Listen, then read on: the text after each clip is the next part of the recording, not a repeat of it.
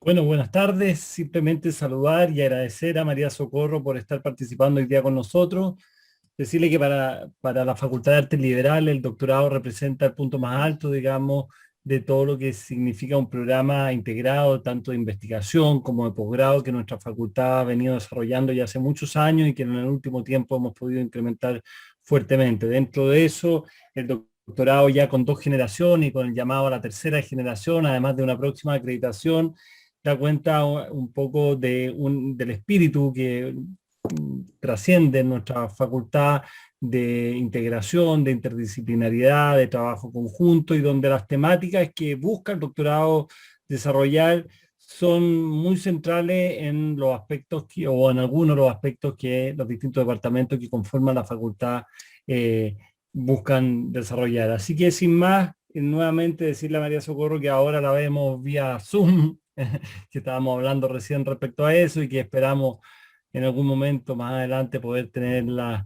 presencialmente en nuestro país y nuevamente darle las gracias por estar con nosotros.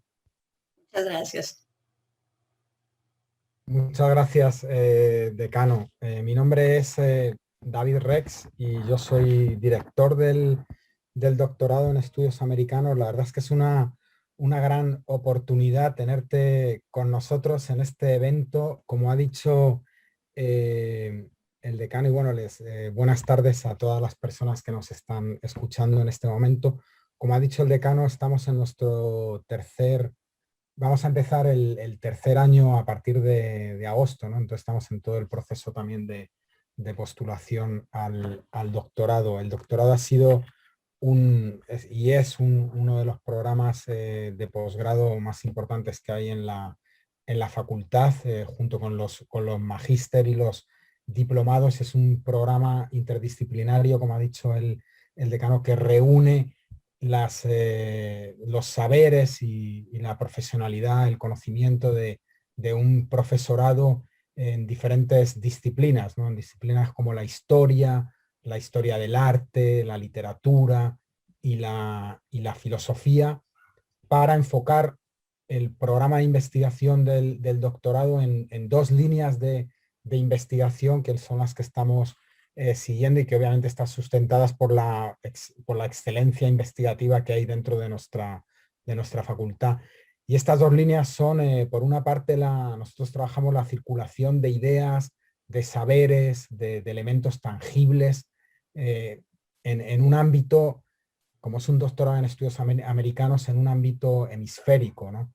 Y eso implica pues el poder estudiar ya sea temas que son dentro de estas disciplinas en el área geográfica de Estados Unidos, de la frontera México-Estados Unidos o Brasil o Chile, ¿no? Nuestra aproximación es hemisférica. Y además de esta línea de investigación de circulaciones, de saberes, de ideas, de elementos tangibles, tenemos otra línea de investigación que son los estudios de frontera. Entonces, la suerte es que, bueno, que el trabajo, y que ya esto lo explicará a continuación la profesora Tatiana Calderón, que va a presentar a nuestra invitada, el trabajo de María Socorro en realidad toca bastante, ¿no?, de lleno con las líneas de investigación que nosotros estamos desarrollando en el programa, y por eso es un gran honor el tenerla hoy con todos nosotros, con nosotras, en este evento, ¿no?, de esta tarde, y por eso estamos muy, muy agradecidos por su presencia. Entonces doy la palabra a la profesora Tatiana Calderón, que ha sido la artífice de poder, junto con el Departamento de Literatura y su directora Antonia Biu, ¿no?, de haber podido realizar esta conexión con María Socorro Tabuenca. Adelante, Tatiana. Bueno, muchas gracias, David, por tus palabras. No sé si se me escucha. Sí. Ya, perfecto. Bueno, bienvenidas, bienvenidos a todas, todos, profesores, profesoras, oyentes, estudiantes y también bueno, al decano de la Facultad de Artes Liberales, Francisco Covarrubias, y por supuesto a David Rex, a todos los que nos acompañan, y más importante aún a la invitada, a María Socorro Tabuenca, a quien agradecemos muchísimo haber aceptado nuestra invitación, y con agrado, digamos, podremos escuchar su charla hoy. Sus trabajos, tal como decía David, y su charla se vinculan de manera estrecha, ¿no?, con las líneas de investigación del doctorado en estudios americanos y con las preocupaciones globales actuales. Bueno, voy a proceder un poco a relatar acerca de la trayectoria de María Socorro Tabuenca, quien es doctora en Lenguas y Literaturas Hispánicas por la Universidad Estatal de Nueva York en Stony Brook y máster en Literatura Española. Es profesora y presidenta interina del Departamento de Idiomas y Lingüística de la Universidad de Texas en El Paso. Ha sido investigadora desde 1992 en el Colegio de la Frontera Norte, asumiendo el cargo de directora regional en Ciudad Juárez y decana de la región noroeste. Tabuenca Córdoba es autora de Mujeres y Fronteras, una perspectiva de género, en 1998, coautora con Ricardo Aguilar de Lo que el viento a Juárez, testimonios de una ciudad que se obstina, en el 2000, y con Debra Castillo de Border Women Writing from la Frontera, en 2002. Es también coeditora de Gobernabilidad e Ingobernabilidad en la región Paso del Norte con Luis Antonio Payán, 2004, y Bordeando la violencia contra las mujeres en Ciudad Juárez con Julia Monarrés en 2008. Ha publicado artículos en revistas nacionales e internacionales, principalmente sobre las escritoras mexicanas fronterizas, teoría de la frontera, representaciones de la frontera entre Estados Unidos y México en el cine, y también sobre las diferentes representaciones del feminicidio en Ciudad Juárez, todas problemáticas que constituyen sus principales líneas de investigación. Ha presentado conferencias en varios países latinoamericanos y europeos. Ha sido profesora visitante en la Universidad Nacional Autónoma de México, en la Universidad Estatal de Nuevo México y en la Universidad de Carolina del Este, donde se le concedió la cátedra distinguida Witcher. Ha recibido diferentes becas de investigación de la Fundación Hewlett, la Universidad de Cornell, el Colegio de México, el Consejo Nacional de Ciencia y Tecnología de México, la Universidad de Arizona y el Fideicomiso para la Cultura México-Estados Unidos. También ha recibido becas del Instituto de Cultura Iberoamericana de Madrid y de la Universidad Estatal de Nueva York en Stony Brook. Ahora voy a pasar a un ámbito más individual o personal. Cuando conocí el trabajo de María Socorro Tabuenca, en el marco de una investigación que empecé en el 2012 sobre la política de la frontera de la literatura hispanoamericana, comparando dos espacios culturales, Chile y México.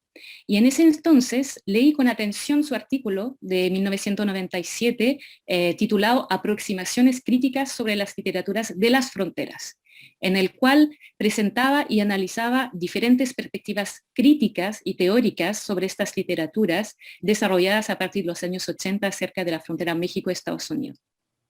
En el texto subrayaba la relación asimétrica entre el tratamiento de la literatura de la frontera en Estados Unidos, dominante, con la predominancia del estudio de la literatura chicana, y en México, dominada, y objeto de una instrumentalización por el gobierno central de México con el fin de rescatar los valores nacionales en las zonas periféricas del país. Así, para no caer en el colonialismo intelectual, ambicionaba concebir la frontera desde una perspectiva bifronteriza. Terminaba su reflexión con el análisis de las limitantes y cuestionamientos acerca de la definición y clasificación de la frontera. Señalaba, en primer lugar, la carencia de académicos dedicados a la producción literaria en su amplitud genérica, algo que esperamos que en este doctorado estamos promoviendo esa producción, digamos, más interdisciplinaria, ¿no? La dificultad de delimitación territorial de la frontera norte, el ambiguo lugar de enunciación de los escritores, considerados céntricos o fronterizos, y la clasificación de este género, literatura fronteriza, de, la, sobre, en, desde la frontera. Luego, resaltaba la politización del género y su carácter cambiante, discurso liminal, movimiento sociopolítico respondiendo a la tensión entre centro y margen, literatura menor reterritorializante. Las letras chicanas planteaban la frontera como el paraíso original, mientras que la letra mexicana la representación como un espacio rutinario. En la reflexión actualizada, una conversación imaginada sobre las literaturas de las fronteras a más de 20 años, artículo del 2018, retoma varios puntos de este artículo inicial, mostrando que si bien ha evolucionado el tratamiento de la frontera y se ha ampliado su estudio, vuelven ciertas tendencias esencialistas y estereotipadas que tienden a encasillar la literatura del norte de México en un fetiche, una moda, como la narcoliteratura, o un espacio propicio al feminicidio, tema que vamos a ver seguramente en la charla hoy día. Luego participó en el libro fronterizo, por su diversidad genérica, Afumapu Fronteras Borderlands, Poética de los Confines Chile-México, en el 2015 con el capítulo del libro Estrategias Narrativas y Fronteras Textuales en la otra habitación de Rosario y San Miguel. En ese texto aborda la multiplicidad de las subjetividades femeninas y distingue la escritura de Rosario San Miguel como un espacio dinámico, al igual que la frontera reacia a las oposiciones binarias y propicia al intercambio de voces y de estrategias narrativas. Esta visión de la diversidad y amplitud de perspectiva es lo que anhelamos trabajar en el doctorado en estudios americanos y que seguramente escucharemos hoy en la charla de la profesora María Socorro Tahuenca, titulado Representaciones sobre el feminicidio en Ciudad Juárez en cine y literatura. Quiero también indicar que después de la charla abriremos un espacio para las preguntas a través del chat. O sea, en realidad durante la charla pueden escribir sus preguntas y luego las leeremos al final de la charla. Eso, muchas gracias María Socorro Tahuenca, y adelante. No, muchísimas gracias, muchas gracias por la invitación a la Facultad de Artes Liberales, al doctor Francisco José Covarrubias, al doctor David Rex, a la doctora Tatiana Calderón, a Carla Pozo y a todos y todas que han hecho posible que estemos aquí, ahora sí con el don de la ubicuidad que nos permite el Zoom, y anhelando algún día poder estar con ustedes de manera presencial. Entonces, bueno, mi charla esta tarde, voy a leerla porque de otra manera me puedo ir un poco, generalmente tiendo a distraerme.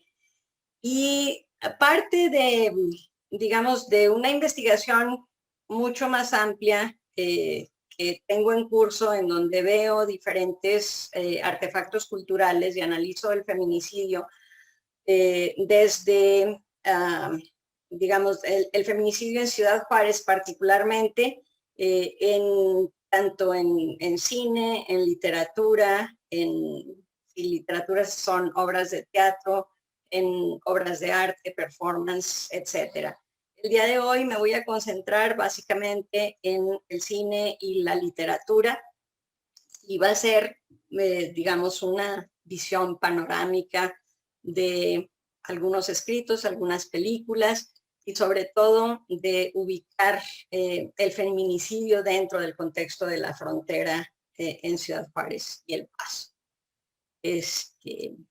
Entonces, para muchos de nosotros no es ninguna novedad que la imagen de la frontera entre México y Estados Unidos desde su conformación ha sido negativa.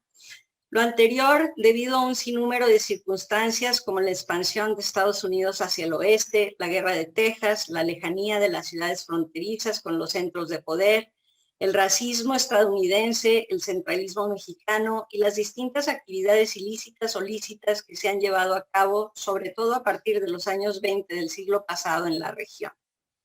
Tales actividades han sido fruto de un intercambio comercial, de ocio y diversión, de bienes y servicios o de actividades más perversas entre los dos países. Entre ellos, a través de estos 173 años que se incluyen, la prostitución, el juego de las apuestas, el contrabando de alcohol, de electrodomésticos, de drogas, de armas y de personas. Si bien es cierto que estas operaciones forman parte de una realidad social de las ciudades fronterizas, también es verdad que no son las únicas, ni mucho menos abarcan la complejidad de identidades y fenómenos sociales que se desprenden de la región. Han sido distintos los medios y productos culturales que se han servido para perpetuar estas imágenes. La literatura, el periodismo, los diarios de viaje, las postales, el arte, la música, los discursos políticos, el cine, entre otros. Así, la construcción del mito fronterizo del norte mexicano ha devenido en las siguientes imágenes: el desierto cultural, el lugar de paso, el gran burdel, el sitio de perdición, la tierra de nadie, la pérdida del lenguaje e identidad nacional. Sus habitantes, por ende, somos pochos, traidores, vendepatrias, jugadores, contrabandistas, prostitutas, narcotraficantes, cabareteras, cholos, obreras de maquila, y desde las últimas 3 décadas, asesinos de mujeres, secuestradores y sicarios. Desafortunadamente, hay 2 caras del crimen innegable que han hecho que Ciudad Juárez haya sido noticia obligada en la prensa nacional e internacional. De una parte está la lucha por la plaza de los diferentes cárteles de la droga a partir de 1998, que encuentra su cúspide de violencia durante 2008 y 2012, gracias a la llamada guerra contra las drogas emprendida por Felipe Calderón en el país, que tan solo en la ciudad dejó más de 10,000 personas asesinadas. De otra, se encuentran los crímenes sistemáticos de mujeres precedidos de sus respectivas desapariciones, tortura, mutilaciones, violaciones e inhumaciones clandestinas, los cuales del 1 de enero de 1993 al 31 de marzo del presente, según la base de datos de Julia Manarres, sumaban 276, añadidos a casos de feminicidio en otras categorías, que alcanzan un total de 2,239. Así, nuestra querida ciudad, en varios lustros, pasó de ser la mejor frontera de México, la ciudad más violenta del mundo, o a la ciudad que se devora a sus hijas.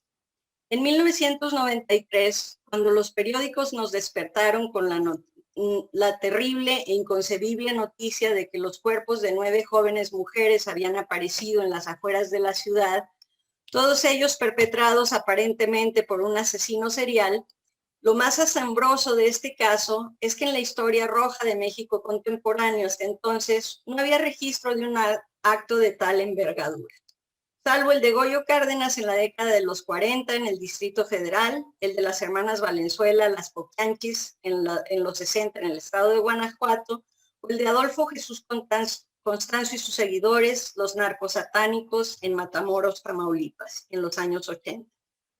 La sociedad juarense se sorprendió con los hallazgos, tal vez porque en nuestra mente ese tipo de criminales estaba muy lejos de nosotros, en algún lugar lejano de Estados Unidos o en el sur de México, pero nunca en nuestra ciudad, nunca en nuestra frontera. Sin embargo, la sorpresa y la indignación no duraron mucho. La mayoría de las mujeres asesinadas pertenecían a las clases más vulnerables y algunas de ellas se desempeñaban como trabajadoras sexuales, bailarinas exóticas, meseras de bares y obreras de maquila. Así que para 1995, el clasismo, el racismo y el sexismo habían obrado en la sociedad. La estigmatización de los trabajos de servicio es histórica y el de la obrera de maquila se establece casi con la llegada de las fábricas a la ciudad.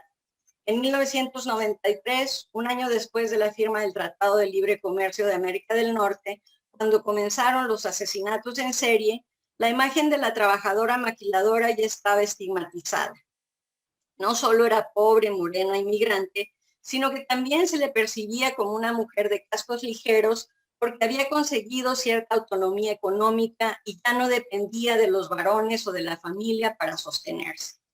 El feminicidio en Ciudad Juárez trascendió las noticias locales y nacionales en 1999 y se convirtió en un fenómeno global gracias a su exposición internacional debido al fracaso del Estado en proveer justicia a las mujeres asesinadas y a sus familias, y al promover represalias en contra de diferentes grupos que reclamaban los derechos y la justicia que México no les brindaba. Durante los primeros años de los asesinatos, periodistas, cineastas, académicos y escritores examinaron la relación de los impactos de la industria maquiladora y los asesinatos sexuales de mujeres en Ciudad Juárez.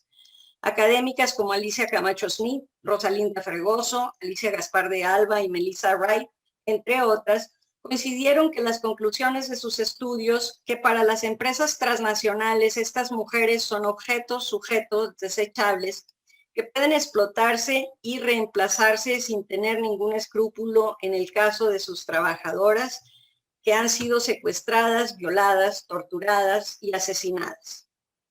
Estas mujeres desechables también pueden interpretarse como sujetos desdibujados o blurred subjects, según Saskia Sassens, dado que un sujeto desdibujado es una ciudadana que está autorizada, pero no reconocida debido a la discriminación y a la racialización. En consecuencia, las mujeres fronterizas mexicanas, las mujeres asesinadas, las mujeres pobres, las mujeres morenas, las mujeres secuestradas, desaparecidas, torturadas, mutiladas y violadas, se han convertido en sujetos desdibujados, borrados, invisibilizados. Por lo tanto, no es importante que a estas mujeres se les reconozca y autorice como ciudadanas, porque las instituciones encargadas de este reconocimiento y autorización son las mismas que no han tenido éxito ni interés en proporcionarles la base de la ciudadanía. Y cito, acceso a bienes y servicios, justicia, seguridad y representación política, de acuerdo a Alicia Schmidt Camacho. Dentro de estas manifestaciones, me interesa detenerme en las representaciones que sobre este tema se han dado en distintos artefactos culturales, sobre todo en el cine y la literatura. Empero considero necesario pararme brevemente en varios textos publicitarios que conformaron el primer esfuerzo binacional transnacional y del cual derivaron distintos discursos de poder que se han venido ejerciendo desde 1993 hasta la fecha. De ahí pasaré a hacer un repaso de algunas películas y textos literarios a fin de observar qué tipo de imágenes se han producido y reproducido y su impacto en la comunidad. Tal vez la primera expresión sobre el feminicidio en Ciudad Juárez se dio en 1995 y fue un ejercicio publicitario conocido como campañas de prevención. Se trataba de una colaboración entre las autoridades de Juárez y el FBI.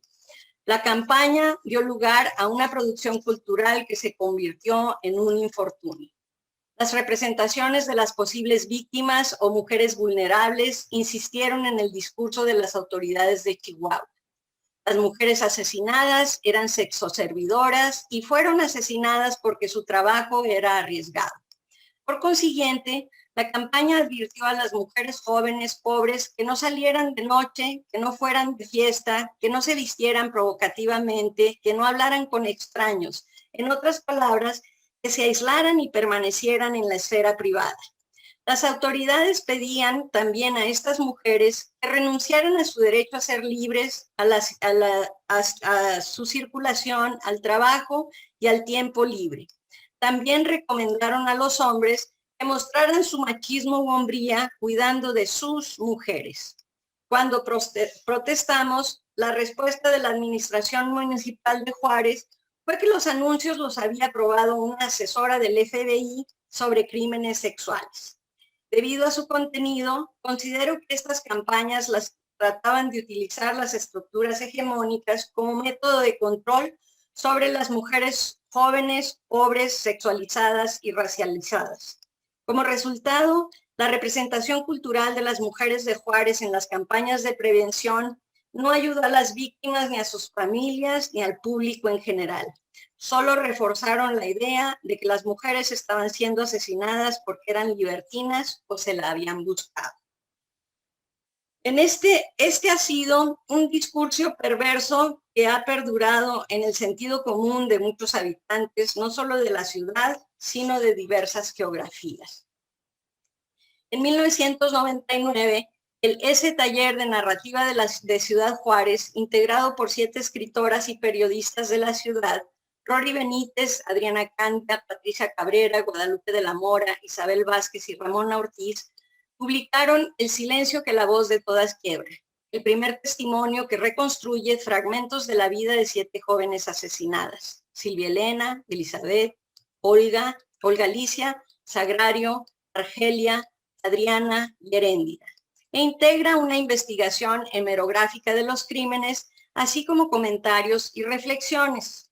Como lo declaran en su introducción del volumen, cito, nació de una impotencia y la frustración. Nos preguntábamos cómo era posible que los asesinatos violentos en contra de niñas y mujeres siguieran ocurriendo mientras los encargados de dar seguridad a la población se enfrascaban en repetir hasta el cansancio mitos que al ensuciar la memoria de las muertas pretendían justificar su propia falta de actuación. No queríamos resignarnos a ver a aquellas jóvenes como un número más, ni como las víctimas que propiciaron su propia tortura, ni como una bandera para engrandecer o mermar el poder político de los gobernantes. Fin de cita. Dentro de las reflexiones se devela la corrupción, la misoginia, así como la ineptitud y la indolencia del aparato político. Además, a través de la rearticulación de las jóvenes, se honra su memoria, se les da un rostro, se les saca del anonimato, se les otorga una familia dentro de la que vivieron y una comunidad con la que contribuyeron. De esa forma, las autoridades subvierten el discurso del Estado al ofrecer, las autoras, perdón, subvierten el discurso del Estado al ofrecer una historia diferente, al hablar de su vida y no de su muerte.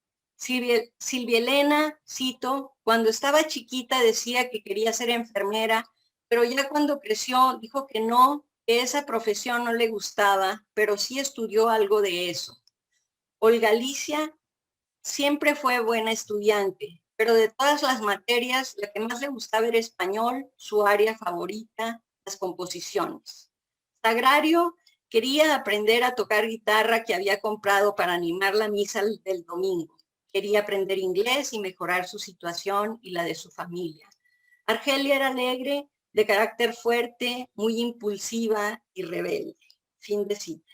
Por desgracia, el texto sufrió un revés, ya que, a decir de las escritoras, cuando buscaron a Elena Poniatowska para reeditarlo, ella se negó a apoyarlas, pues el tema era muy feo. Y para colmo de males, se dice que Víctor Ronquillo abrevó de esta fuente para construir su novela Las muertas de Juárez. El adverso título, que ha hecho famoso el caso del feminicidio en Juárez, pero que conlleva una carga semántica que deshumaniza, desdibuja a las mujeres y las condena al anonimato. Ellas, todas, no son muertas, fueron asesinadas brutalmente y sus crímenes han quedado impunes. Ese mote ha sido el más pernicioso, el mayor estereotipo. El cine también ha apoyado la difusión de la problemática, aunque no siempre las representaciones han sido afortunadas. En Estados Unidos y en México se han dado dos tipos de producciones opuestas. Las películas con un presupuesto holgado, con actores y actrices, directores y guionistas de renombre que han tenido una difusión internacional, y las llamadas producciones caseras, en las cuales se encuentran un par de actores o actrices reconocidas con bajo presupuesto y poca calidad cinematográfica.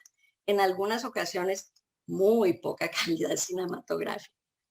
Los largometrajes norteamericanos que he estudiado a profundidad y que forman parte de la investigación más amplia de la que hablaba, son Juárez, México, de James Cahill, del 2005, The Virgin of Juárez, de Kevin James Dodson, de 2006, Juárez, Stages of Fear, de César Alejandro, 2006, y Border Town, de Gregory Nava, 2007. A pesar de que los cuatro distan en calidad cinematográfica, todos responden a una comunidad internacional que ya tiene un imaginario cultural sobre Ciudad Juárez,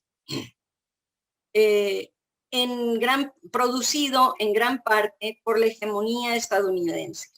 Las películas presentan diferentes perspectivas sobre el tema, pero todas coinciden en la idea de que las mujeres asesinadas son obreras de maquiladora, que la policía está involucrada en los asesinatos o no es lo suficientemente profesional como para resolver o prevenir los crímenes, y finalmente que la masacre de mujeres continuará. No obstante, hay ciertos hechos construidos con respecto a las transnacionales que la audiencia general en los Estados Unidos, las personas comunes, no es consciente, lo cual es un dato revelador sobre las prácticas de colonización de estas corporaciones en el llamado Tercer Mundo. Las obras proyectan solo una parte de la producción creada en los Estados Unidos y, como mencioné, hay artistas en otros países que han dedicado su trabajo a esta causa. Empero, como habitante fronteriza, como residente de la zona Juárez El Paso, he notado en gran parte de las obras que he examinado que en la mayoría de los casos retratan el binario cultural que ha caracterizado el discurso hegemónico de Estados Unidos. El director, productor, guionista, periodista o escritor desarrolla solo una o dos hipótesis de los crímenes y únicamente una posible víctima, la obrera de maquiladora. También presentan al personaje principal, un hombre o una mujer estadounidense, periodista, investigador, investigadora o detective, como la única persona dedicada a resolver los crímenes. En general, los esfuerzos locales se omiten en sus historias y la ciudad se exhibe como un lugar inhóspito. El planteamiento gira sobre el concepto de corrupción policial y los vínculos entre la policía, un policía solitario, los gerentes de la maquila u otros miembros de la policía. En algunos casos, es él o la protagonista estadounidense quien descubre a uno de los o más de los criminales. Pero en esa reflexión transnacional hay que ser conscientes de que las oposiciones binarias están desplegadas por el poder, la hegemonía, las ideologías intraétnicas y patriarcales que eventualmente pueden causar daños culturales. Aunque Bordertown, que es la más conocida, presenta la mayor escala de transnacionalismo involucrando en los crímenes a personajes de las altas jerarquías comerciales y políticas de México y Estados Unidos, la película falla al presentar a la víctima como una testigo confiable, ya que se duda de su palabra porque es indígena. También fracasa, pues a la trama se le da más peso a la historia personal del personaje de Jennifer López, quien al final mata al asesino y se queda en Juárez a salvar a otras víctimas. O sea, que la redención de Juárez solo es posible si es a través del extranjero. Dentro de la lista de películas mexicanas encontramos, entre otras, 16 en la lista de Rodolfo Rodoberti, 1998, Las muertas de Juárez, de Enrique Murillo, 2002, Espejo retrovisor, de Héctor Molinar y Gina Di Constanzo, 2002, y Traspatio Backyard, de 2009. En ellas también se encuentran representaciones malogradas debido a que plantean distintos estereotipos que veían en las campañas de prevención, en Bordertown y en varias de las películas que ya mencioné. Traspatio, que es de las películas mexicanas la que tiene la mejor producción y digamos el mejor guión, complica más la problemática y exhibe a un depredador sexual estadounidense que actúa bajo la protección de la policía, a un grupo de amigos que inducen a otro a violar y asesinar a su exnovia. Sería unas dos de las hipótesis, digamos, que se manejan mucho, que hay depredadores sexuales que cruzan, violan y luego se regresan, o que hay estas bandas de muchachos que van a las discotecas y se aprovechan de su situación de poder, ¿verdad? Hay un personaje en la película que es un locutor de radio y actúa como la conciencia de la ciudad con sus transmisiones. Se proyecta una corporación y unos gobernantes misóginos y corruptos a quienes los mueve el poder y la presión económica de la industria maquiladora. La única interesada en resolver los crímenes es la detective Blanca Guerra, la cual, casualmente, viene de la Ciudad de México. A pesar de que la historia se sostiene y los hechos pueden encontrar eco en las situaciones que sucedieron, la representación de Juana, la víctima protagonista, tiene un sesgo racista y clasista que la convierte en un estereotipo más de la colección. A Juana la violan y la matan porque cuando llegó a Juárez, y cito, se le quitó lo indio, perdió sus valores tradicionales, salió a bailar, se vistió provocativamente y por lo tanto se lo buscó. Blanca también se transforma de ser una detective honesta y apegada a la ley, al final se deja llevar por la ira y la frustración y mata a sangre fría al depredador sexual. La ciudad no solo se devora a sus hijas, también termina con cualquier sentimiento o acción de legalidad en las personas más nobles como Blanca. En el epílogo narrativo, mientras la detective huye hacia Estados Unidos, la cámara toma la carretera al tiempo que aparecen subtítulos con estadísticas de distintas partes de México y del mundo. Entonces, se muestra que el feminicidio no es privativo de la ciudad. En los textos literarios a revisar, veo Sangre en el desierto de 2008 y Donde se acabe el norte de 2020, dos novelas que versan sobre el feminicidio. La primera la escribe la escritora chicana Alicia Gaspar de Alba y la segunda el escritor neomexicano juarense Hugo Moreno. Aquella aborda, además de la temática del feminicidio sexual, diversas problemáticas de género como la discriminación por preferencia sexual, los derechos reproductivos, la misoginia de la sociedad católica juarense, la adopción o compra de infantes transfronteriza. La perspectiva de la narración está desde el llamado complejo del Salvador Blanco o The White Savior, ya que Ivonne, la protagonista, Jimena, su prima, del padre Francis, dirigen sus acciones en querer rescatar a las mujeres y los niños de Juárez sin lograrlo del todo, ya que su intención es egoísta, fría y calculadora. La trama versa sobre Ivonne Villa, una chicana lesbiana que quiere adoptar con su esposa Bridget un niño en Juárez de una obrera de maquiladora a quien asesina junto con el neonato en el primer capítulo. Ivonne se involucra en una serie de eventos en los cuales se incluye el secuestro de su hermana y el propio por una red de productores de películas snuff, cuyo líder es un agente de la patrulla fronteriza.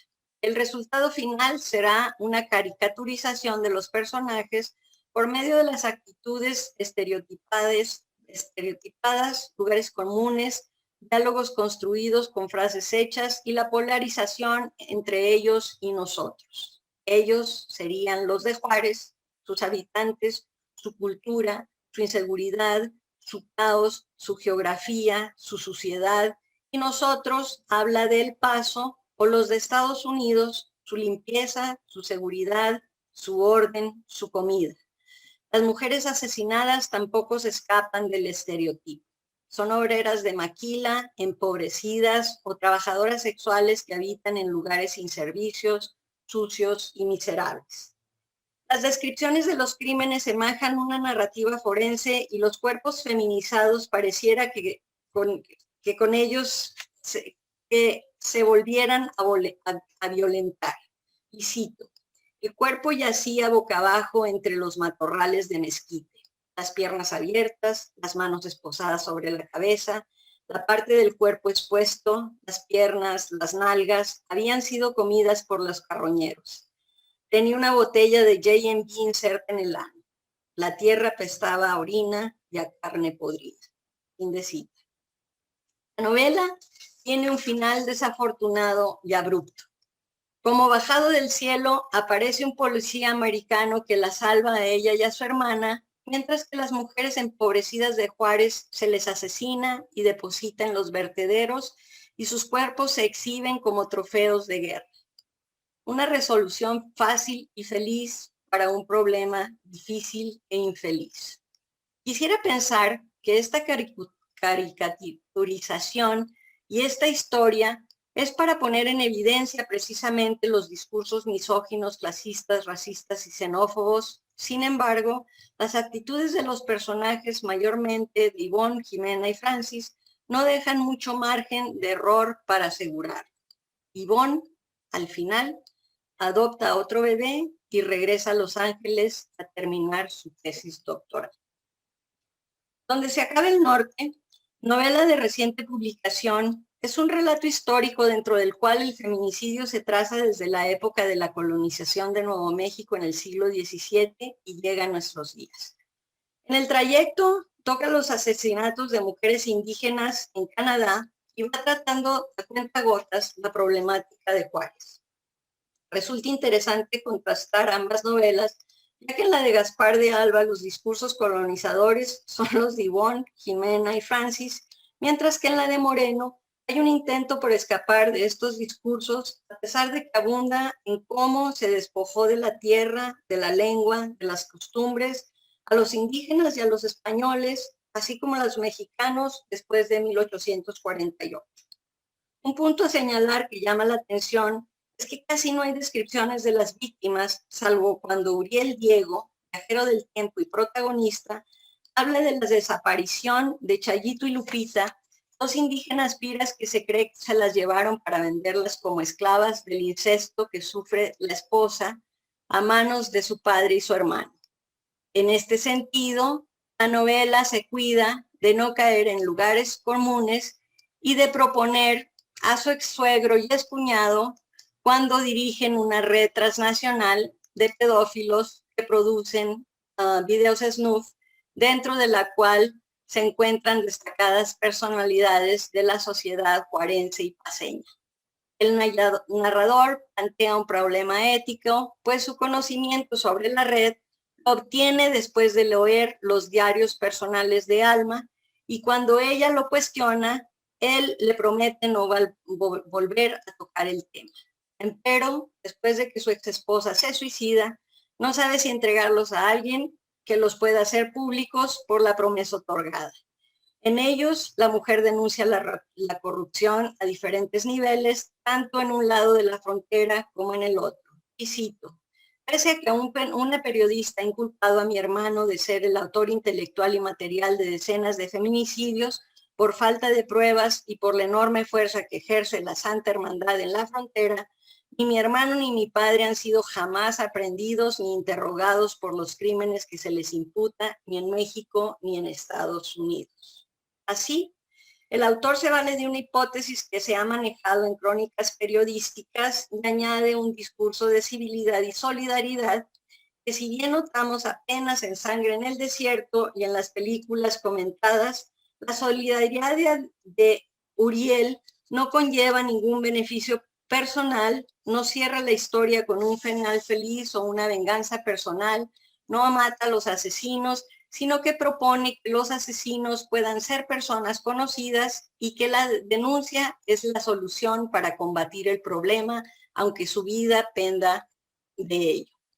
Aquí advertimos la propuesta de un discurso alternativo, el cual no resuelve porque los crímenes siguen impunes.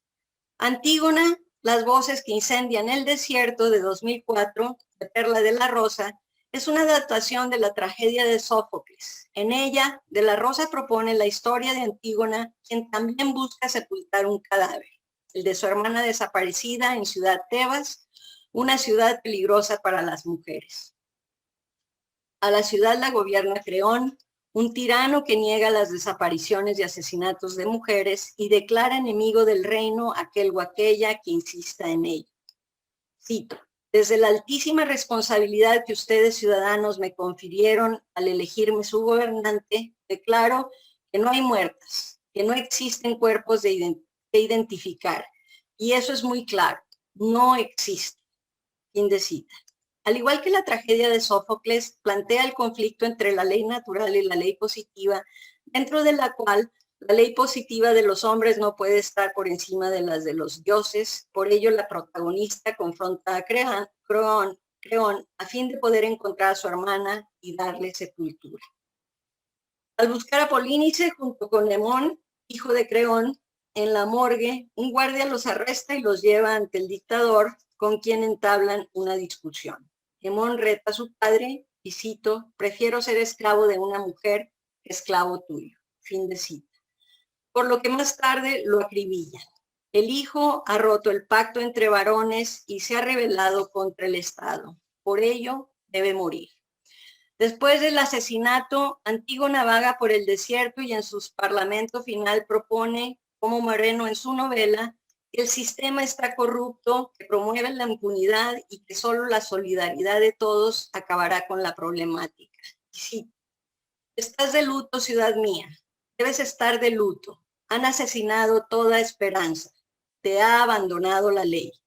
Tus traidores gobernantes te han entregado a la ignominia, han abandonado tus gobernantes. Y no satisfechos de tus lamentos y tus lágrimas, quieren la sangre de tus hijos y tus hijas. Te abandonó la justicia. ¿Te das cuenta? No hay justicia. No la habrá hasta que todos tus ciudadanos, ¿lo oyes? Todos laven las culpas de estos crímenes, hasta que todos tus hijos lloren las amargas lágrimas de las muertas del desierto. Fin de cita. Carmina Arjona, en el poemario Juárez, tan lleno de sol y desolado, construye a través de versos libres un paisaje devastado donde reina la soledad y el desamparo. La paradoja que crea en el título marca la violencia que vive la ciudad. Esta paradoja se convierte en ironía, ya que Juárez es una ciudad soleada, dentro de la cual los asesinatos de las mujeres la vuelve sombría y desmantelada. A lo largo de los 10 poemas escritos entre 1997 y 2003, inunda un sentimiento de zozobra y melancolía. La evocación de la ciudad que ya no es, se palpa desde el inicio. Y cito, la ciudad nos pude en su violencia, el desierto calienta con sus balas, bajo un sol cubierto de venganza que enrojecido cae en la batalla. Fin de cita. La desolación, la ruina están presentes, al igual que la construcción que veíamos sobre las víctimas, aunque en solo son mujeres, propone un contradiscurso en el que se asume la responsabilidad social. Y cito, en esta frontera el decir mujeres equivale a muerte, enigma y silencio. Seres desechables que desaparecen, cruelmente apagadas por manos cobardes, y todos nos vamos volviendo asesinos con la indiferencia, con el triste modo en que las juzgamos. Gente de tercera, carne de desierto, solo son mujeres, una nota roja, viento pasajero que a nadie le importa. Fin de cita. Finalmente, el poema que cierra la plaqueta es quizá el más conmovedor y contundente. Cada verso corresponde a un sustantivo o adjetivo compuesto por palabras esdrújulas, dentro de los cuales nos extraña la ausencia de verbos. La metáfora de la ciudad se erige como un espacio sin vida, donde la maldad humana y el capitalismo se han unido para aniquilar a estas mujeres o sujetos desdibujados, y donde él o los asesinos o las víctimas podemos ser cualquiera con el final que propone. Páramo, náufrago, mórbido, lúgubre, tránsito nómada, fábricas ávidas, cómplices, frívolas, tóxicas, mísera dádiva, crápulas, sádicos, pérfidos, bárbaros, vínculo sórdido, cárnico fétido, tráfico pútrido, víctimas lánguidas, óbito súbito, púcara mácara, títere fue. Como hemos venido observando, los textos literarios proyectan otras discursividades distantes a las de las películas y las campañas publicitarias. Si en aquellas se perpetuaban los estereotipos de las víctimas construidas por el Estado en las campañas de prevención y sus mismas declaraciones, a pesar de tener la intención de crear conciencia sobre la problemática para que no se repita, desafortunadamente la leyenda negra de Ciudad Juárez pesó más. La construcción de la ciudad funcionó como tiradero de cadáveres y como sitio de perdición para quienes llegan de fuera.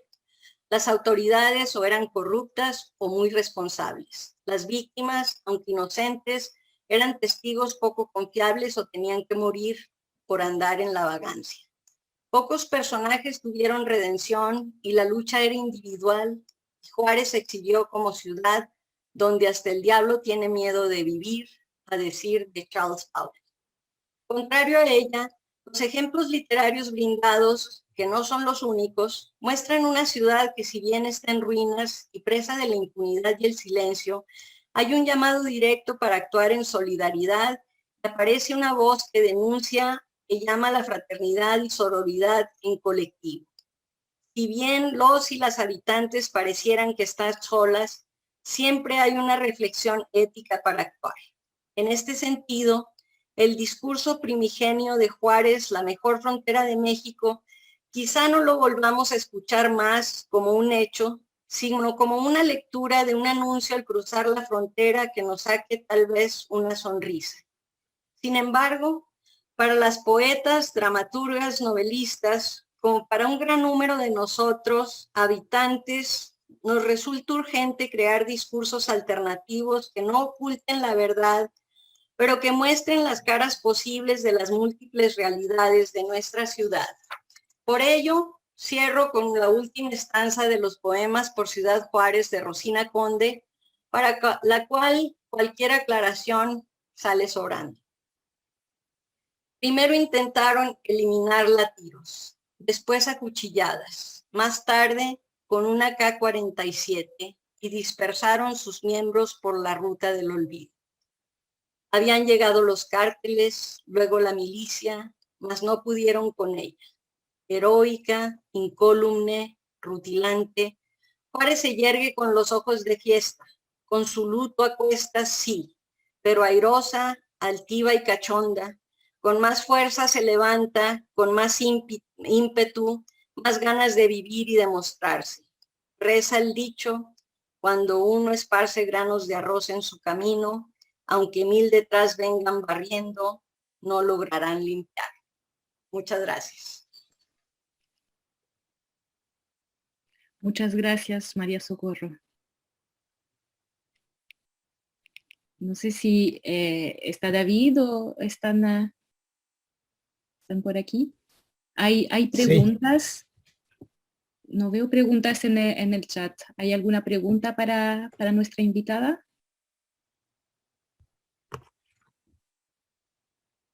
Sí, por favor, escriban las preguntas en el chat.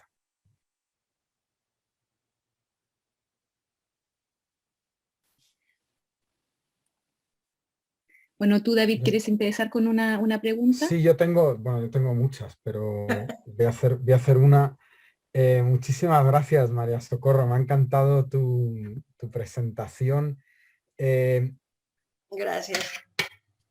Y bueno, en algunos momentos se me han puesto los pelos de punta, me ha entrado una tristeza tremenda, sobre todo por lo que comentas de que por una parte hay un discurso que lo que hace es invisibilizar, sobre todo en el comienzo, cuando comienza a salir a la luz, ¿no?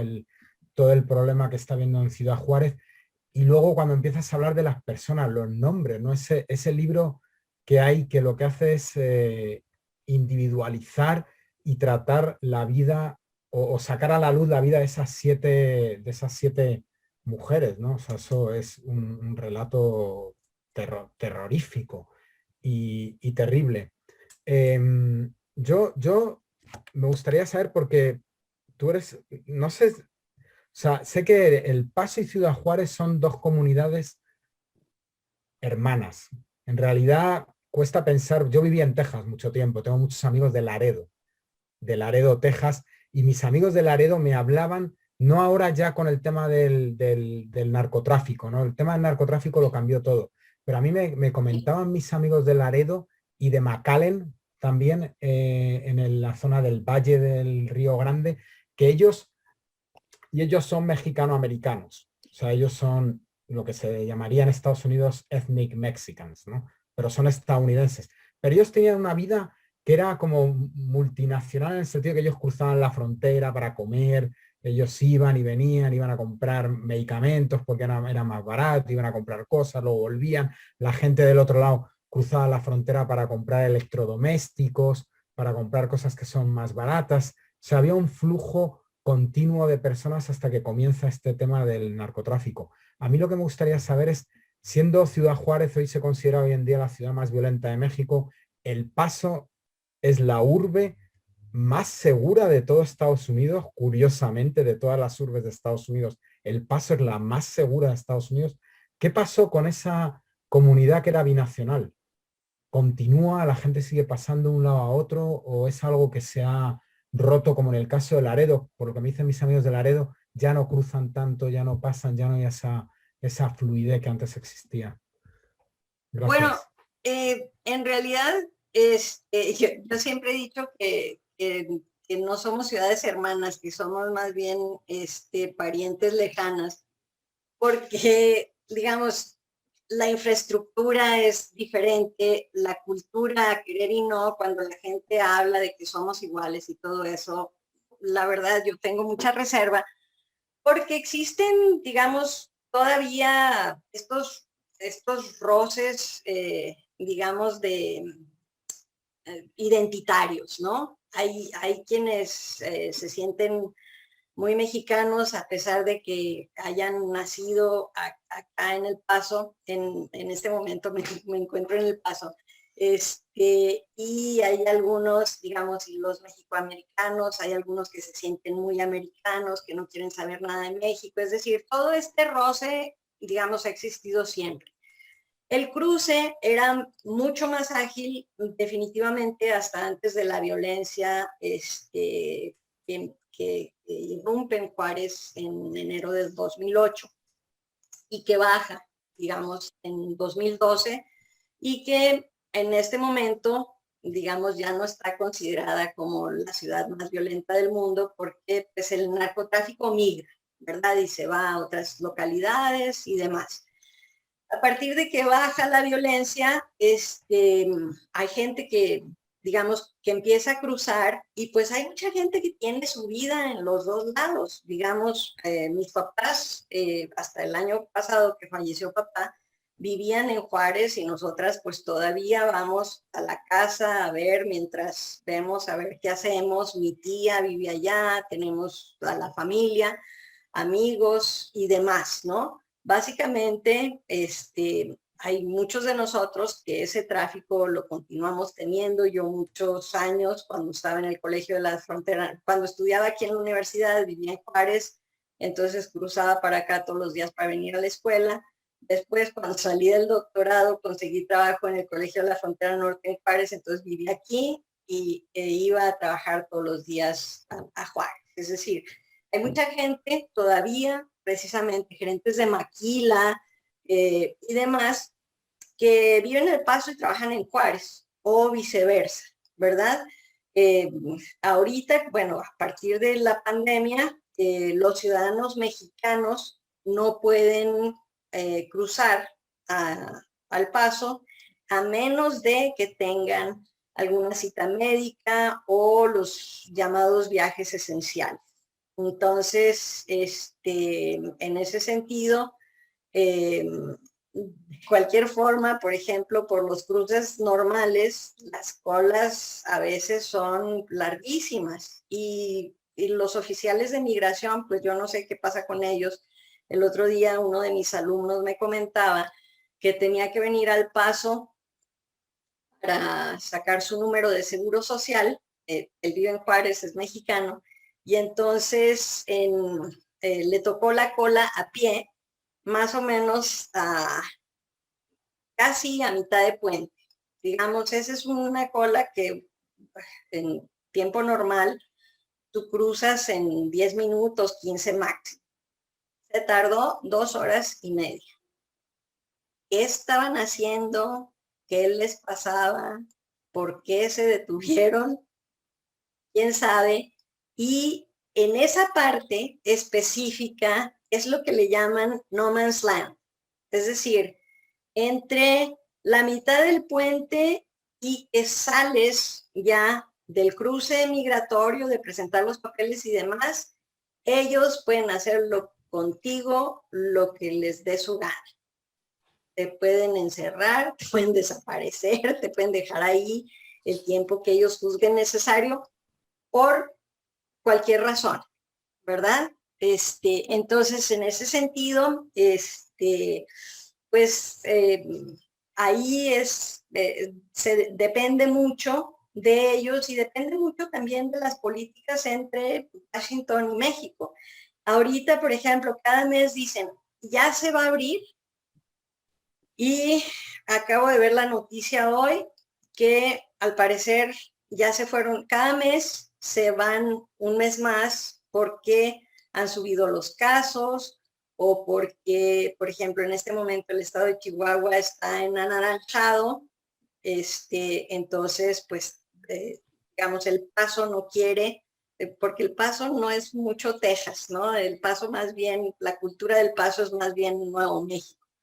Entonces, pues El Paso no se quiere contagiar, y cuando empezó la pandemia, que no cerraban aquí, que el gobernador Abbott, que es republicano, tenía, digamos, abierto, sin uso de cubrebocas y demás, entonces los de Juárez echaban la culpa que los contagios los llevaban los del Paso, pues que sí podían cruzar a Juárez. Entonces siempre hay esta, digamos, relación amor-odio en este sentido, ¿no? De ahí que cuando existe esta hipótesis de este posible depredador sexual que cruce a México a asesinar mujeres, a violar y asesinar mujeres y luego se regrese, en la época en la que empezaron los crímenes, digamos, era factible por dos razones principales. Una, porque había digamos, una casa de estas que le llaman halfway house, que son las casas en donde se manda a la gente a hacer su libertad condicional, que estaba a 2 cuadras de uno de los puentes, del puente del centro, digamos que es el que está más cercano, que ahí no sientes cuando haces la transición, salvo porque cruzas un puente, pero haces la transición entre una ciudad y la otra. Es decir, las ciudades están pegadas literalmente. Y esa era una de las razones. Y la segunda razón es porque en aquel entonces no necesitabas pasaporte para cruzar, porque el pasaporte se empezó a exigir a partir de 2001 después de los ataques a las Torres Gemelas. Entonces, digamos, esa situación, por eso era muy factible y se menciona, digamos, en diferentes textos. Entonces, no sé si respondo Muchas gracias. Sí, María Socorro, muchas gracias. Creo que tienes como 5, 6 o 7 preguntas más en el... Sí, aquí hay chat. varias preguntas, unas más dedicadas a la representación literaria, otras más sobre la realidad. Acá hay una de la primera que apareció, que era que un poco que tiene que ver un poco con lo último que trabajaste, ¿no? Y la idea de qué es lo que se está haciendo hoy en día, ¿no? Entonces dice: muchas gracias por mostrar y visibilizar estos hechos tan dolorosos y que no siempre se conocen. Si en el último tiempo ha habido algún avance en términos de evitar estos eventos. Sí, tú sabes. Bueno, digamos, hay intentos por parte de la sociedad civil, de las organizaciones,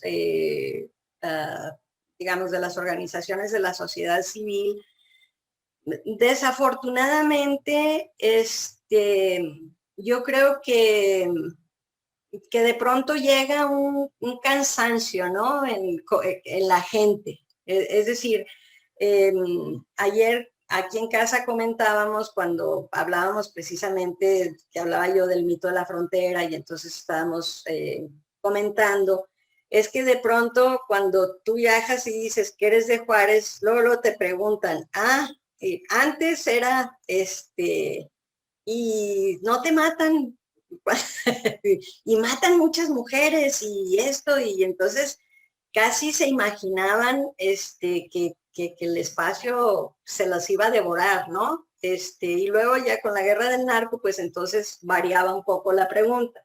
Entonces, llega un momento en que en lugar de que la sociedad se indigne más, lo que produce es como un hartazgo y un decir, ya, paren ahí.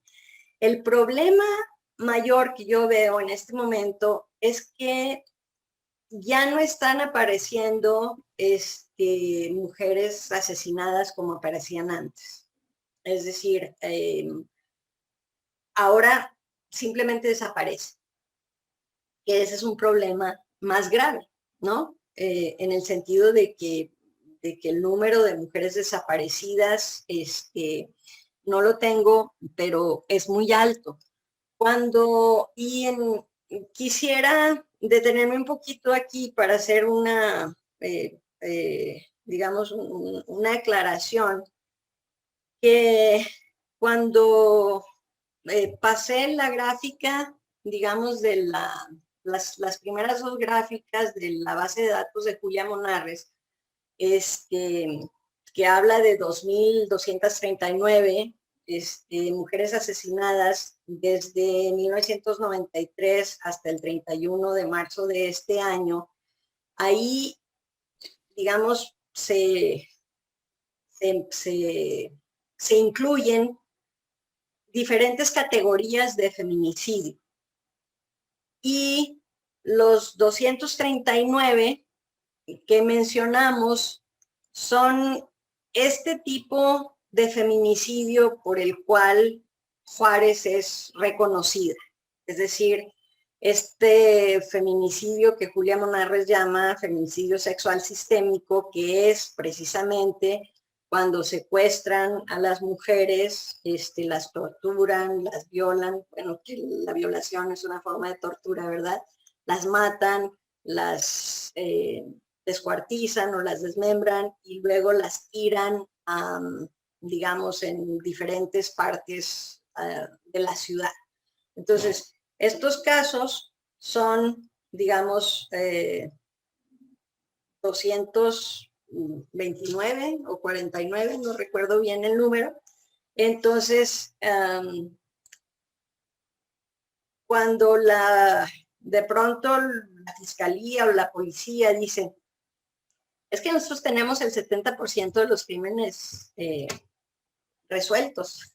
Entonces, nosotros los cuestionamos y decimos, bueno, pero a nosotros los que nos interesan son el 30%, que son estos, ¿verdad? Son estos con los que se actúa con impunidad, con lo que las mismas autoridades han sido, digo, terribles en esa estigmatización.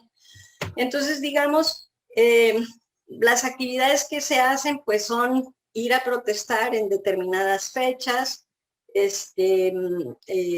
algunos rastreos que convocan las familias y que, digamos, a veces podemos ir, a veces no podemos ir, o incluso a las manifestaciones y demás. Pero como que lo que he notado es que hay más, digamos, como un proceso educativo que de mera ya protesta en la Procuraduría o en el Palacio de Gobierno, etcétera, etcétera. Digo, sí hay, ¿verdad? Pero no son, digamos, las manifestaciones que podrían haber habido antes.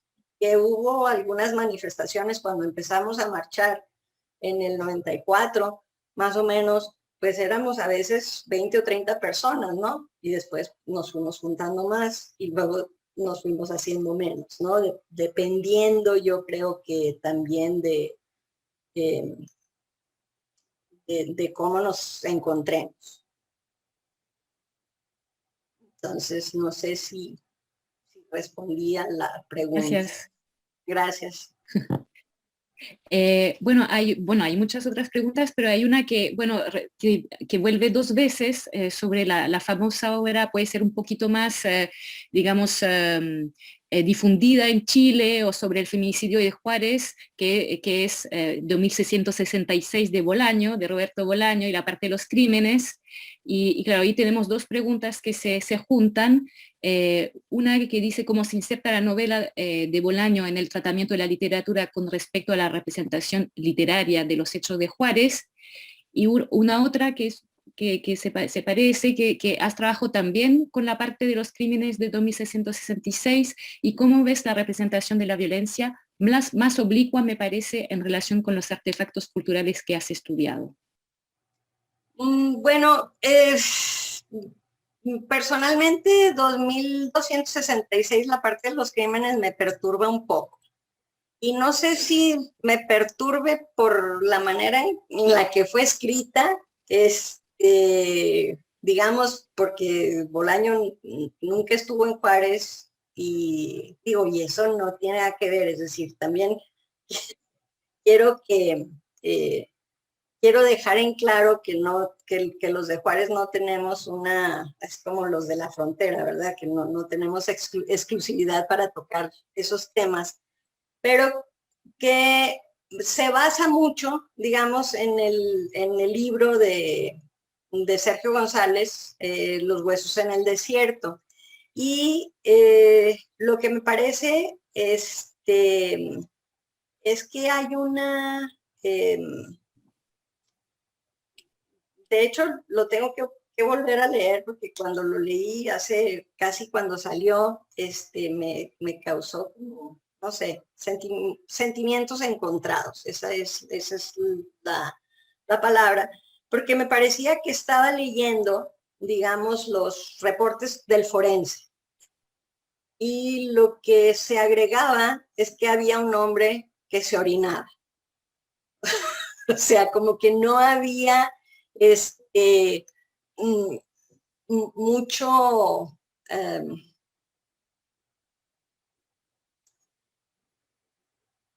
no había más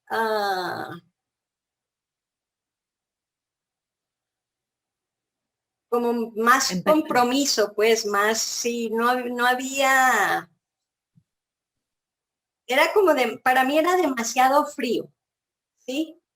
Porque pues era como si estuviera yo leyendo el expediente del forense, ¿no? Y digo, no tiene nada que ver. Por eso les digo, necesito como regresar a leer 2666, la parte de los crímenes, porque creo que hasta me acuerdo mucho más de los otros capítulos, de los otros viajes. Como que Santa Teresa se me borró un poco y porque me perturbó en ese sentido. O sea, que al principio como que me agarró, digamos, y empecé a leer y luego ya dije, no, esto es como demasiado, ¿no? Demasiada irreverencia, creo.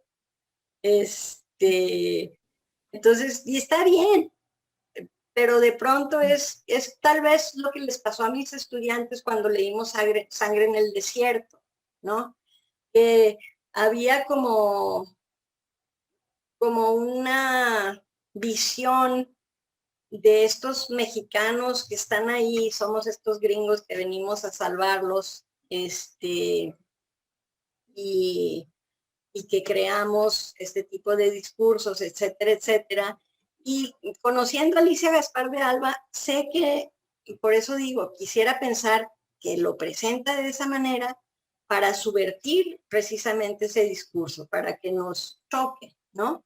Entonces, pero de pronto como que sí me queda esa duda, ¿no? De que si en realidad es una provocación para los lectores o que si en realidad el narrador o el autor, en este caso la autora, piensan de esa manera, ¿no?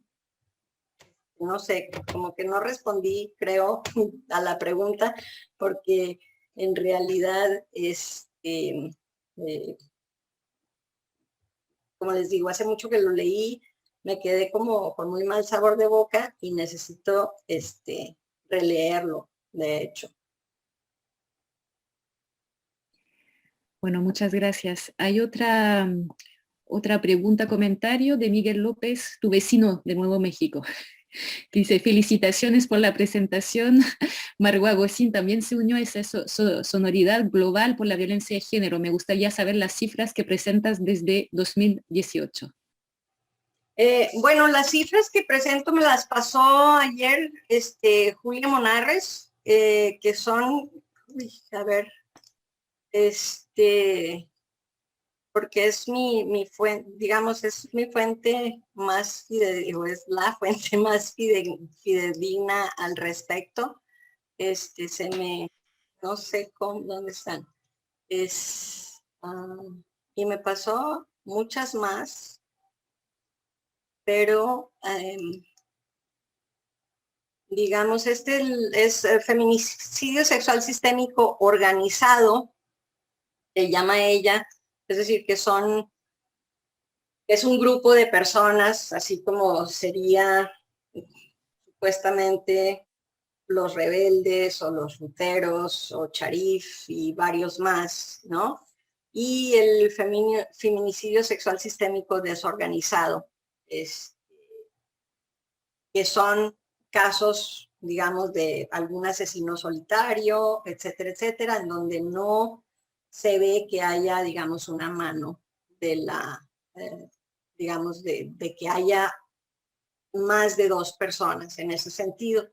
Entonces, aquí están del organizado, son 149, y del desorganizado son 127, y acá hay una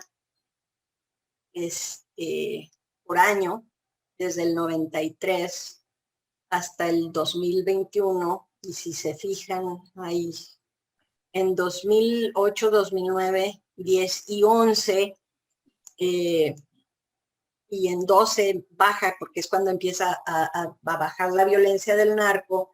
En estos años yo le preguntaba a Julia cómo le estaba haciendo para seguir con la base de datos. Entonces ella me decía que era muy difícil saber porque, bueno, porque en estos años era muy difícil saber cualquier tipo de persona que era asesinada en la calle o en cualquier otro lado.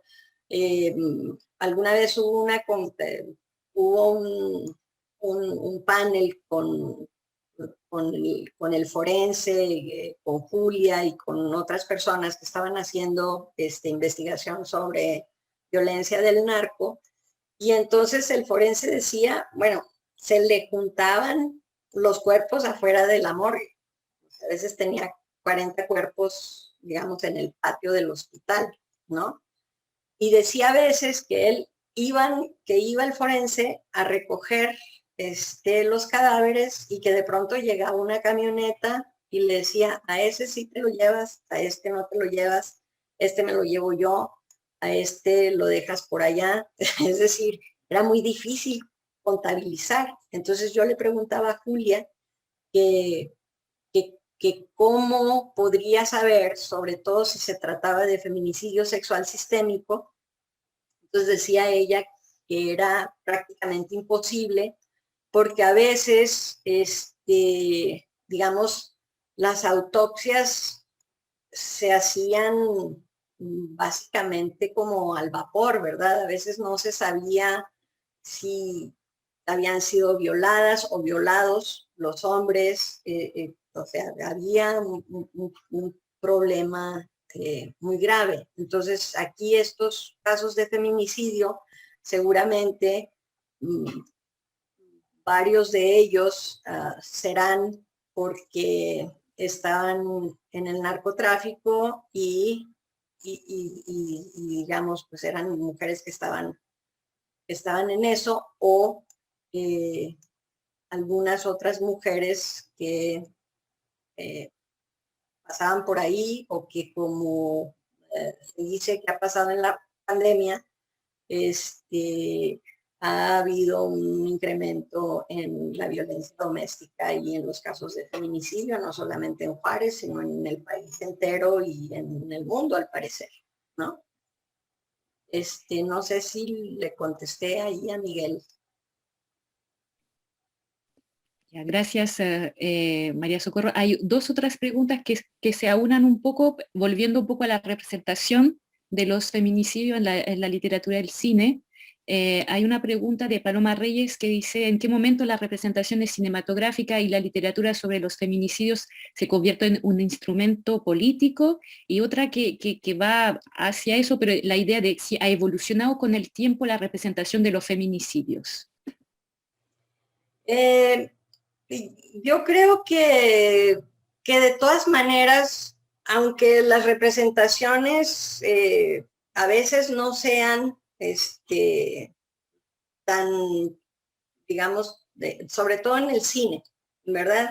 Aunque a veces las representaciones no sean, digamos, como nos gustaría que fueran, que no manejaran estos discursos a veces tan estereotipantes. Por ejemplo, a mí la película Bagdad, la vi la primera vez y me gustó, y cada vez que la veo me gusta menos porque le encuentro más cosas, o sea, porque le encuentro más cosas, sobre todo como de pervivencia de los estereotipos, ¿no? Y de la misma manera como sucede con Bordertown, como sucede con Backyard, que Backyard es una película súper racista, súper racista, en el sentido de que, por ejemplo, maneja a Juana como esta muchacha que nada más estaba esperando llegar de Chiapas a Juárez para, como decimos, soltarse el pelo, ¿verdad? Y de hecho, la prima cuando llega, le corta el cabello, le corta el fleco y le dice, para que se te quite lo indio. Y entonces en ese momento ella se transforma. Entonces hay escenas que son como muy chocantes, pero incluso estas películas presentan algunas visiones que sí funcionan para, digamos, para que la gente haga conciencia en ese sentido.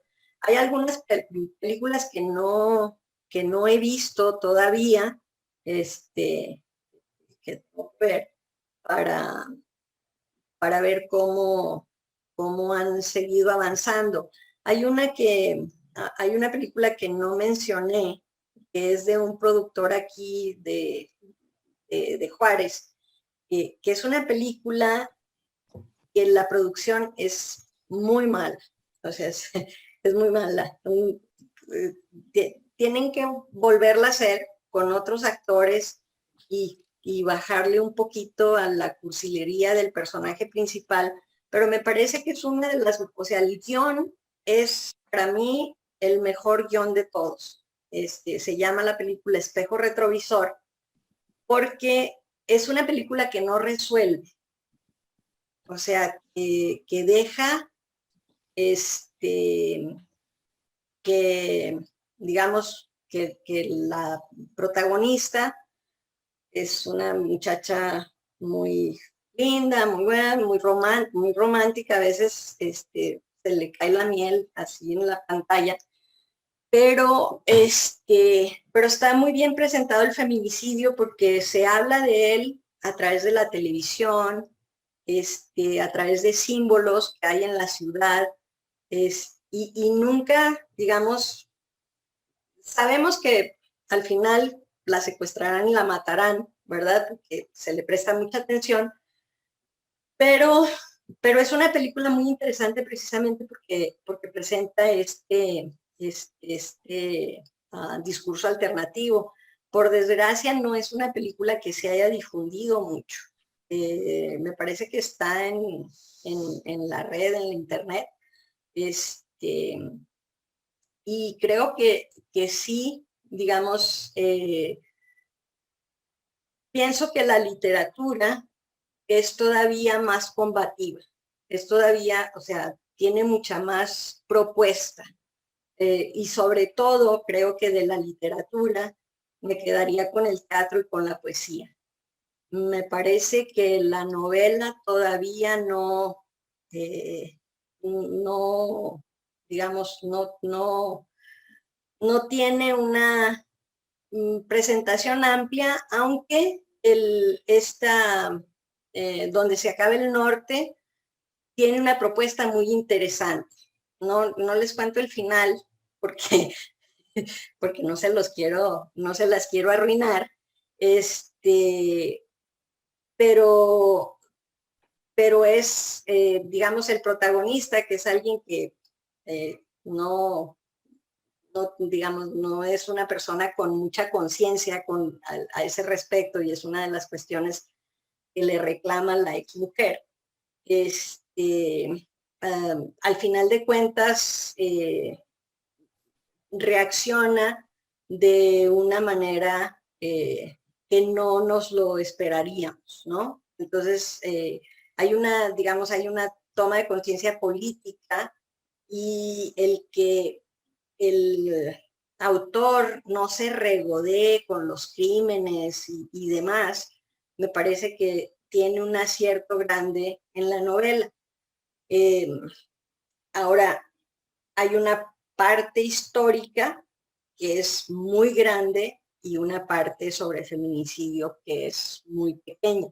Entonces, creo que ahí también encontré yo un poco un desbalance pero me parece que ahorita las propuestas son la de la poesía y la del teatro. Bueno, muchas gracias, María Socorro. Ya llegamos hacia el final, digamos, de nuestro evento, de nuestra actividad. Han quedado algunas preguntas en el tintero. Espero que en otras ocasiones se puedan contestar. No sé si David quiere cerrar la actividad, y muchas gracias a todos los participantes, a todos los oyentes que hicieron muchas preguntas muy interesantes, la verdad, también bien específicas. No, muchas gracias también, y si gustan, pues me pueden escribir al correo de la universidad en caso de que quieran continuar con esta conversación. Mi correo es mtawen@utep.edu. Perfecto, muchas gracias de nuevo. Así que no sé si David está todavía con nosotros. Sí, estoy aquí todavía, sí, muchísimas gracias. Sí, nos habíamos puesto como límite las 8 de la tarde, que es justo en este momento, aunque es verdad que han quedado un par de preguntas ahí en el tintero. Y bueno, pararlo ya por el tema del Zoom, ¿no? De que son muchas horas de Zoom, los días son largos, y bueno, estamos muy, muy agradecidos, María Socorro, por la presentación, por la exposición y por la Gracias. respuesta que has dado a las personas que han estado hoy con nosotros. No, Muy muchísimas gracias a agradecidos. ustedes también. Sí, muchísimas gracias. Les deseo a todas y a todos una buena tarde-noche, y bueno, y seguimos en contacto, sobre todo para las actividades que nos quedan en los próximos 2 días. Claro que sí, muchas gracias, Sí. y gracias a la comunidad virtual. Sí, Gracias, María muchísimas Socorro. gracias. Hasta Buenas luego. Gracias a todas Hasta y luego, todos. chao, Que estén chao. bien. Buenas noches a ustedes, buenas tardes por acá. Sí, Chao. gracias. Hasta luego. Hasta luego.